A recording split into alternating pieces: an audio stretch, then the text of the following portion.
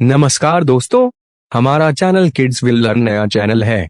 कृपया सब्सक्राइब करके हमें सपोर्ट करने की मेहरबानी करें ताकि हमें आपके मनोरंजन जानकारी हेतु प्रयास के अवसर प्राप्त हों।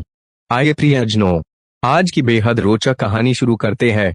कहानी है निश्चल बालमन। तप तपाती गर्म हवा के थपेड़ों से गांव के लोगों का हाल बदतर हुआ जा रहा था। विद्युत की आपूर्ति नहीं होने के कारण ग्रामीण बिजली विभाग के अभियंता को भला बुरा कह रहे थे। दरअसल हाल ही में धन कमाने की लालसा में शहर के बाशिंदे बाबू भी सपरिवार गांव में आए हुए थे।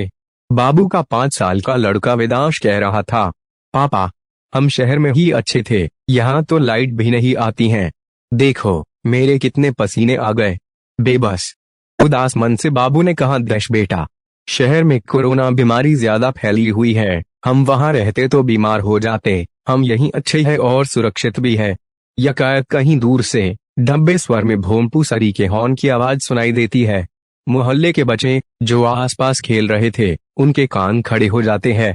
खेलना छोड़कर चिल्ला उठते हैं, अरे गोपी, धनिया, बिमला, कुल्फी वाला ताऊ आया रे, चलो पैसे लाते हैं।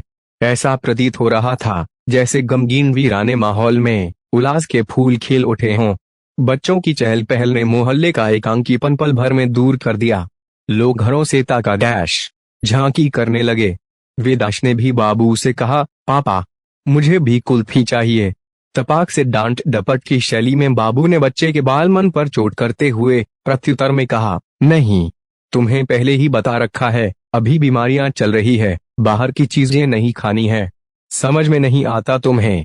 यह सुनकर बच्चे के मन में अजीब सी विडंबना उत्पन्न हुई। सोच रहा था, दूसरे लड़के और लड़कियां भी तो खा रहे हैं, क्या उनके नहीं होगी बीमारी? लेकिन पापा ने कहा था, इस बीमारी से बहुत लोग मर रहे हैं, यह बीमारी न जाने कब खत्म होगी। शायद मैं तो इस बार कुल्फी खा ही नहीं पाऊंगा। वेदांश कभी पापा की ओर देखता तो कभी बच्चों और कुल्फी वाले ताया की ओर। उसकी मानसिकता साफ प्रकट कर रही थी कि कैसे भी एक कुल्फी मिल जाए। दादाजी सोफे पर बैठे बैठे सारा दृश्य देख रहे थे।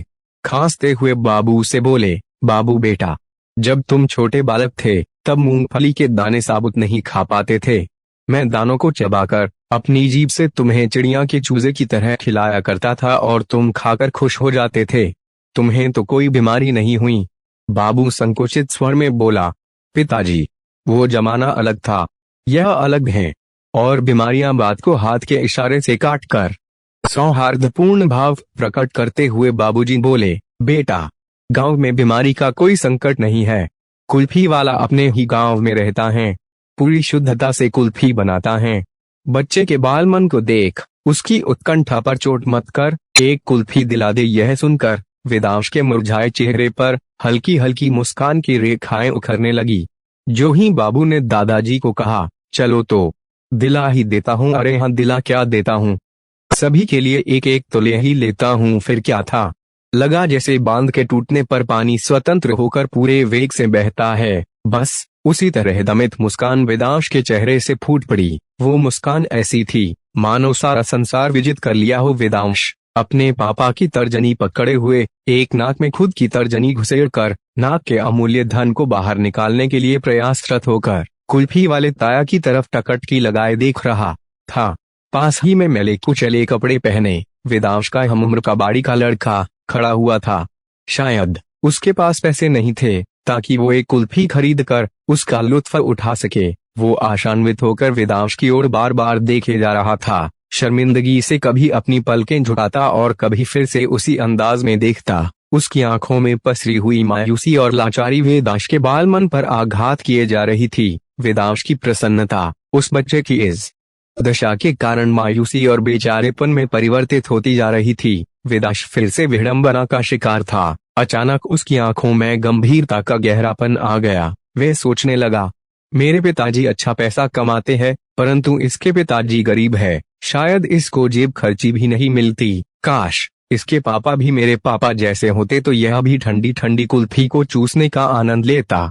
तभी पापा दोनों हाथों में कुल्फी थामे हुए बोले, बेटा, ये लो, पकड़ो तुम्हारी कुल्फी, ध्यान से, गिरा मत देना। लेकिन पिता ने बेटे की आंखों में झांका तो प्रतीत हुआ उनमें अब खुशी की जगह मायूसी और अनिच्छा थी। तो पूछा, क्या हुआ बेटा, क्या दो लेनी है? नहीं पापा, तो फिर क्या बात है?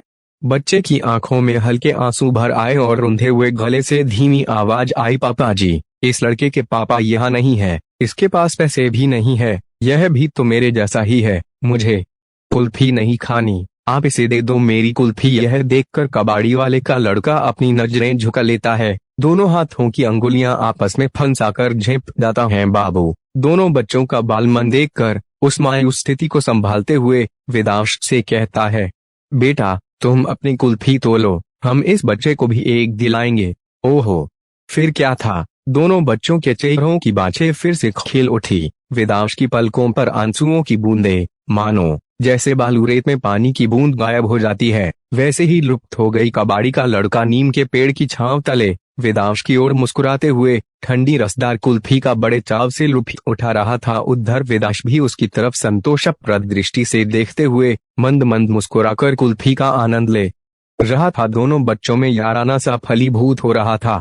आपका अपना युवा कहानीकार विष्णु चौधरी, अध्यापक। यह वीडियो देखने के लिए आपको धन्यवाद।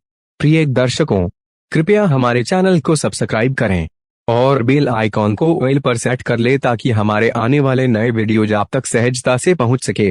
कृपया लाइक करें और कमेंट बॉक्स में आपके बहुमूल्य सुझाव हमें प्रेषित करें।